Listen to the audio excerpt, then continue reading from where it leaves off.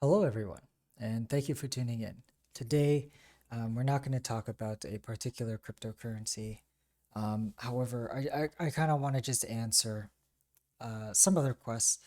Actually, it's just one main request about why I don't necessarily discuss cryptocurrencies and their US dollar value.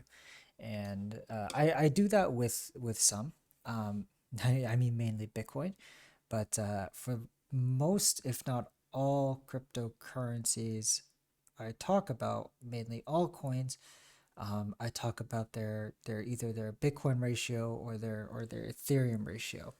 Now, there's a very specific reason why I do this, and I suspect that people who are requesting U.S. dollar valuations are somewhat new. Because I remember when I was first dipping my toes into the cryptocurrency space, um, we were talking about 3 years ago. I was very much focused on U.S. dollar terms. However, this video is to just kind of explain my methodology on why I like using Bitcoin ratios or like cryptocurrency ratios. Like ETH BTC is one of my favorite charts. And also the most recent one where I got these requests is the VeChain Ethereum chart. And the main reason why is because you want your altcoins to outpace the larger cap coins, right? So one thing is like say um, Bitcoin, right? Bitcoin is the main cryptocurrency for many portfolios. It is the least volatile outside of stablecoins, in my opinion, out of all the cryptocurrencies. Today is a great example of that. Bitcoin is down 4% against the US dollar, Ethereum is down 5% against the US dollar, Uniswap is down 12% against the US dollar, so on and so forth. Bitcoin is the least volatile coin. And so in a market like now, when we're in a bull market, if you want to call it that, where everything is going up, you want to ensure that if we accept that Bitcoin is the least volatile, it is therefore the most safe, the safest kind of cryptocurrency you can hold, that will still appreciate in value. Now, when the main reason why you select altcoins of whatever denomination, whether that's Ethereum, Chainlink, Uniswap, uh, down to the 2,000 other cryptocurrencies out there, is because you expect it to outpace Bitcoin. With that said, how can you determine that? Well, one way you can do it is simply just looking on a pure percentage term. So you kind of, well, sorry, say for example, you want to look at the basically the percent gain from a certain period. So let's say March of 2020, and kind of see which one is outpacing the other. So like I don't know, let's try Monero since it was the first one I saw. So Monero versus USD on Poloniex. Oh, sorry, that's not what I wanted to do. I wanted to overlay it. Okay, 1 second. So say Monero, right? Same percent scale. You can do this. And so let's say line, orange line. There we go. So you're looking at a specific day, you overlay these two charts together, and you can get an idea the percent gain over time. So we can see here that, on the whole, XMR or Monero has gained about 659% against the US dollar. On that, in the same time period, Bitcoin has gained 600%, about 605 against the US dollar in the same amount of time. With that said, we know that Monero has been outpacing Bitcoin, right? It has gained 659%. Bitcoin has gained 600%. You get the picture. With that said, this to me is very complicated looking, and a lot easier way to determine that is by just looking at the Bitcoin ratio. When we look at here, right? So we take away the US dollar valuation altogether and we just see what the Bitcoin value of Monero is. And we can see from this point that it has been gaining valuation since March. Where's March?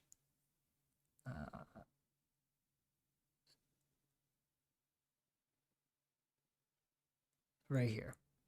So we can see that against Bitcoin, Monero has, where'd it go? Here we go.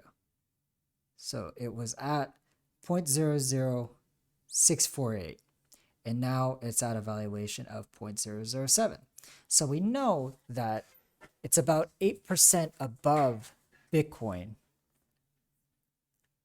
at these price levels from that same date at around March. Do you understand this? I feel like this here is a better way to look at strengths of altcoins against Bitcoin rather than overlaying the two. Or and if you're just looking at the US dollar terms, say on your watch list, it's very hard to determine.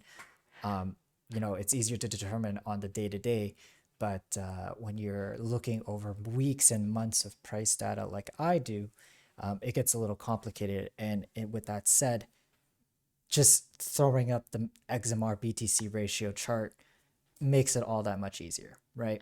And this is, maybe we can use VeChain as an example here. So let's take the VeChain USD chart and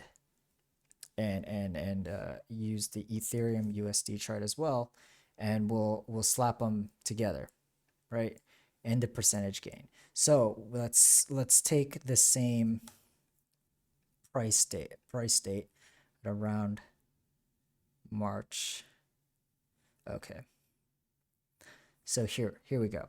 So that's in the same period at around March to now, VeChain has gained about 3,684% against the US dollar. In the same amount of time, Ethereum has gained 1,742%. Okay, so we can clearly see that VeChain has outpaced Ethereum over this time period, which is something to be expected. All coins should be outpacing the larger cap coins because of more volatility and just a smaller market cap. However, just an easier way to look at it is just the VeChain Ethereum chart here, and you can clearly see that in that part. So we could take the date of around March of 2020. Where is it? Here we go. So VeChain was around here. That was its valuation against Ethereum. And we know now that roughly speaking, VeChain has outpaced about 93% against Ethereum to where it is right now. Obviously, it was a lot higher, right? It was about 430% outpaced by against Ethereum. But you get the picture. It's just a lot simpler and easier and a lot cleaner to look at VeChain and Ethereum charts. Now, yes, okay, you want to know in a dollar value. This is the problem though. When we look at VeChain Ethereum charts, because like I get questions about like, well, what does this relate? Like, how does this relate back to dollar terms? Well, then it depends on Ethereum, right? So when we're looking at VeChain, for example, and I said that I wanted to come back down here, someone was asking, well, what's the US dollar value here? Well, that depends. Say we take the valuation of the top white line, which is about 2,817 Gwei. That is how much one VeChain is worth in Ethereum. So let's do some calculations here. So we're looking at 4 zeros, 2817. So you would take that valuation here and then multiply it by the US dollar valuation of Ethereum at the time. So right now it's at 2278. So we can make a hypothesis. Let's just do some speculation here. If Ethereum's US dollar value stays the same, but VeChain is being outpaced by Ethereum, in which case this valuation is going down, then we can multiply 2817 Gwei to 2,280. And we get a valuation of about 6 cents, 6.5 cents. So we can relate that back to the VeChain US dollar chart, and we can see that, if we look at the logarithmic, that would bring the valuation somewhere 6.5 cents right here. And that would be it. The thing about the US dollar is that every altcoin is going to, I think over the years, coming years, during this run, it's going to be outpacing the dollar. Every single one is going to do that. The question is your altcoin going to outpace Bitcoin or Ethereum? And these are what, and this is why I use these ratios, because if you look at these ratios, you would know that from the period of February to April, your money was best held in VeChain rather than Ethereum. However, up until this point, you would know that Ethereum would have been the better asset to hold. Um, sorry, I don't know why it's Siri. But you would know from this point onwards, from April 19th to now, you would know that Ethereum would have been the better asset to hold. Now, for me, I'm not too concerned about the US dollar chart. My main concern is to increase my Bitcoin and my Ethereum positions. And how I do that is using altcoins. And one way to do that is with VeChain. VeChain was a great asset for me to increase my Ethereum position. And I truly benefited from that because Ethereum also went on its own insane run, right? And I also capitalized on that. You wouldn't necessarily see it that clearly by just looking at the US dollar chart. You wouldn't. You wouldn't. You'd have to look at the VeChain US dollar chart, measure the percentage gain, then you would have to flip it back to Ethereum and measure that percentage, and then it's just too much flipping back and forth. Using a VeChain Ethereum ratio, you got it on one chart, and you can get a clear indication, and you wouldn't see this kind of movement if you weren't looking at this ratio. So I would strongly advise all of you that are asking me about US dollar valuations to actually take into consideration Ethereum and instead of looking at US dollar valuations, look at their Bitcoin and Ethereum ratios. And I think it'll ultimately do you some good and give you better insight on which coins are good, a good buy, not just looking at the US dollar chart, but looking at it in respects to other coins.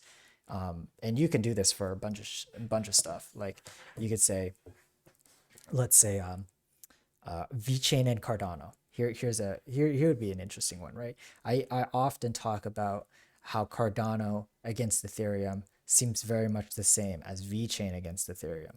Their movements against Ethereum are quite similar. So what you can do is you could just take the ratio, divide it by Cardano against Ethereum, and then you got a pretty interesting chart of Cardano versus Ethereum. And so now you'll know, okay, this is kind of like the strengths against VeChain and against Cardano. So technically, what you see this ratio here is how much VeChain it takes to buy one Cardano token, one ADA token. So you'll see that back in April, the best time to buy Cardano with your VeChain would have been April 12th, right here, compared to now where it's probably best to start buying VeChain with your Cardano. Like you wouldn't get this kind of stuff by just looking at the US dollar chart. The concept of using ratios like these opens up so many different possibilities of trying to of helping you trying to trade against your altcoin positions and ultimately aid you in increasing a certain stack. Because I use them to increase my Bitcoin and Ethereum ratios, but say you're a VeChain bull, you think VeChain's the future, and so you want to increase your VeChain positions. Well, guess what? The VeChain Ethereum chart can help with that, right? You buy Ethereum, you get Ethereum, or you get VeChain, and you buy and sell depending on where it is on the chart, right? If VeChain is now valued at here, you will sell your VeChain back into Ethereum, and you will eventually wait until the valuation comes back down. And guess what? The same amount of Ethereum you now have can buy more VeChain, like a lot more VeChain, right? And that's just how it will work. And I guarantee you this is a fact. These ratios will help you understand markets better and help you understand to hedge your bets and trade against your other cryptocurrencies, because odds are you hold more than one.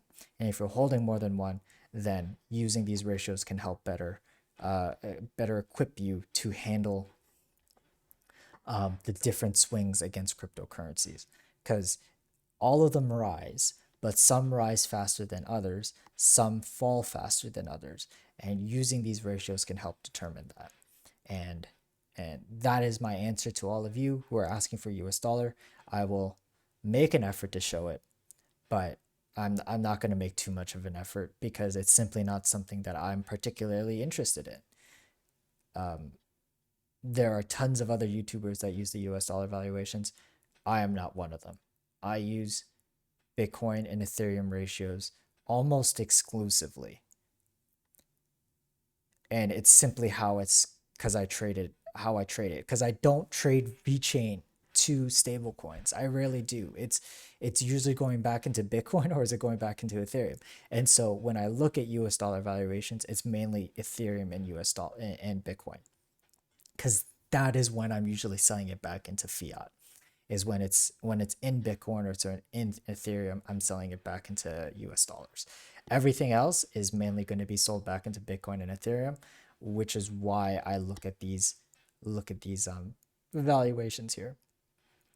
Anyway, that's all for today, you guys. Just wanted to make that quick video to just kind of show you the methodology of why or the reasoning why I use these kinds of ratios rather than the US dollar, and why I'm so very hesitant on looking at US dollar charts, because you simply don't see the other kind of things that ratios can offer you in terms of trading back and forth your cryptocurrencies. Yes, the US dollar is interesting in some respects. I mean, the basic attention token one was interesting. Basic attention token against US dollar, for all of its life, it's been moving inside this triangle, and then we saw a breakout, which is very, very interesting to see. Chainlink is another one. It's not like I exclusively rule them out. It's only when I see value in talking about it, which is quite rare. But for example, the Chainlink 20-week moving average is a reason why I sometimes use the US dollar chart. We see that it holds its 20-week valuations fairly well against the US dollar, which is one thing that can which is a tool that can help you. So yeah, I'll make an effort. I'll try my best to try to include it. However, it's not going to be replacing the majority of my videos where I mainly talk about ratios, because that is where the important part is, in my opinion, at least. And I'll make an that I will make an effort to try to convince you otherwise. But that's all for today, you guys. Thank you so much for watching. Take care. Bye bye.